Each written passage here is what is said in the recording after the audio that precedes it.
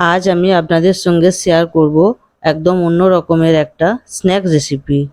শুধুমাত্র আলু দিয়েই যখন ইচ্ছা তখন খুব সহজে এটা বানিয়ে নেওয়া যায়। নমস্কার, আমি তাপসী আর আপনারা দেখছেন তাপসীদির হেসেল। চলুন আজকের রেসিপিটি স্টার্ট করা যাক। আজকের রেসিপিটি বানানোর জন্য আমি এখানে 500 গ্রাম আলু নিয়ে নিয়েছি। এবারে আলুগুলো ছাড়িয়ে নেব।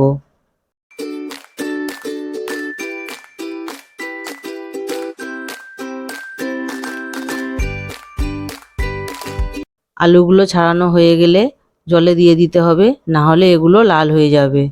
এবারে আলুগুলো কাটার জন্য এরকম একটা গ্রেটার নিয়ে নিয়েছি। গ্রেটারের এই ব্লেড দিয়ে আলুগুলো পাতলা পাতলা করে কেটে নেব।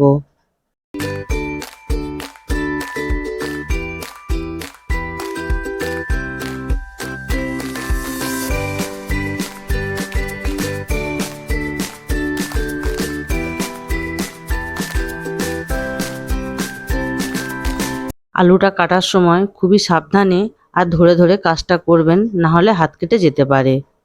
আলুর এই শেষের অংশটা আর নেব না। এবারে আলুগুলো নর্মাল জলে 3 থেকে 4 বার ভালো করে ধুয়ে নিতে হবে। তারপরে ঠান্ডা জলে 5 মিনিটের জন্য ভিজিয়ে রাখতে হবে।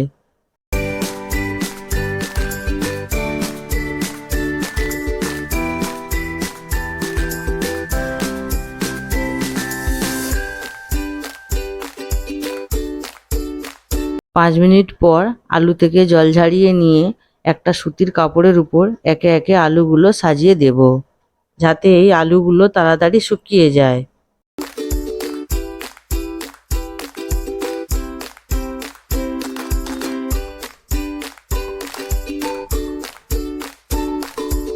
আজকের রেসিপিটির জন্য একটা ভাজা মশলা বানিয়ে নেব। তার জন্য কড়াতে দিয়ে দিচ্ছি 2টো শুকনো লঙ্কা আর 1 চা চামচ গোটা জিরে। এবারে গ্যাসের ফ্লেমটা লো করে দিয়ে 30 সেকেন্ড মতন এটা ভেজে নিয়ে এতে দিয়ে দিচ্ছি 1 চা চামচ নুন, হাফ চা চামচ বিট নুন আর হাফ চা চামচ ম্যাগি মশলা। এবারে মশলাটা একটু নেড়েচেড়ে নিয়ে নামিয়ে নেব। তারপরে মশলাটা ঠান্ডা হয়ে এলে এটা গুঁড়ো করে নেব। প্রায় 15 মিনিট পর আলুগুলো শুকিয়ে গিয়েছে, তাও একটা সুতির কাপড় দিয়ে ওপর থেকে এইভাবে চেপে চেপে মুছে নেব। এবারে সব আলুগুলো একটা জায়গায় তুলে নেব।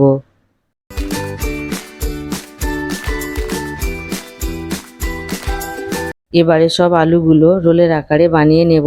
তার জন্য এক টুকরো আলু নিয়ে এর ওপরে অল্প কর্নফ্লাওয়ার লাগিয়ে নিচ্ছি।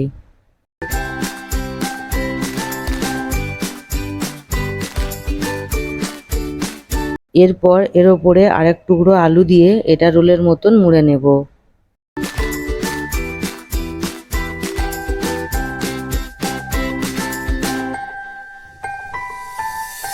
রোলের মতন মোড়া হয়ে গেলে এরকম একটা কাঠি দিয়ে এটা আটকে দেব। কাঠি দিয়ে এইভাবে আটকে দিলে এটা ভাজার সময় আর খুলবে না। একইভাবে আর একটা আলু মুড়ে দেখাচ্ছি।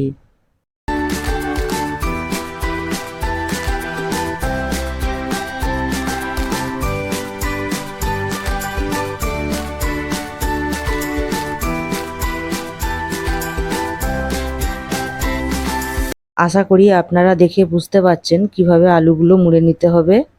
সব আলুগুলো মোড়া হয়ে গিয়েছে। এবারে এগুলো ভেজে নেব। তার জন্য আগেই কড়াতে তেল গরম করতে বসিয়ে দিয়েছি।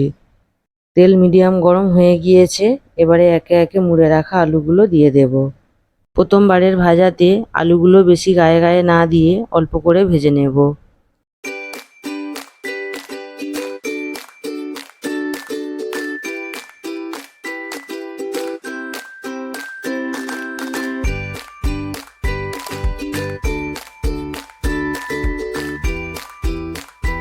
গ্যাসটাকে লো টু মিডিয়ামে রেখে প্রথম কিছুক্ষণ এইভাবে উল্টে পাল্টে ভেজে নিতে হবে।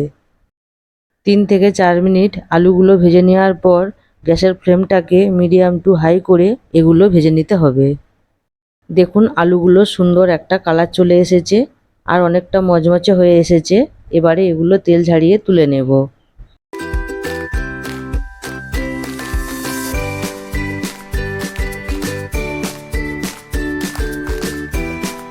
এবারে বাকি আলুগুলো ভেজে নেব।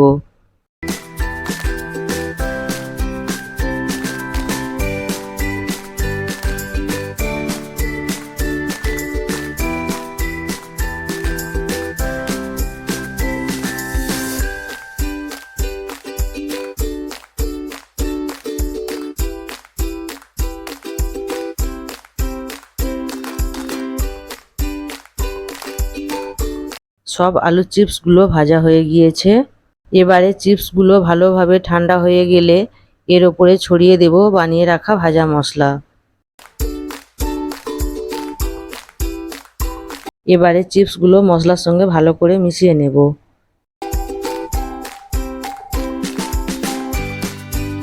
তৈরি হয়ে গেল আমাদের আজকের স্ন্যাক রেসিপি।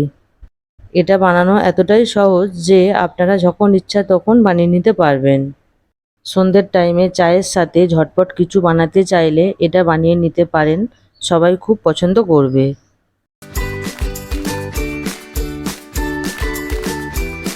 যারা আমার ভিডিওটি নতুন দেখছেন তারা আমার চ্যানেলটিকে সাবস্ক্রাইব করবেন আর আমার ভিডিও নোটিফিকেশানগুলি পেতে পাশে থাকা বেল আইকনটি ক্লিক করবেন। ভিডিওটি ভালো লাগলে একটা লাইক করবেন আর কমেন্ট করে জানাবেন আজকের স্ন্যাক রেসিপিটি কেমন লাগলো। সবাই ভালো থাকবেন, দেখা হচ্ছে পরের ভিডিওতে।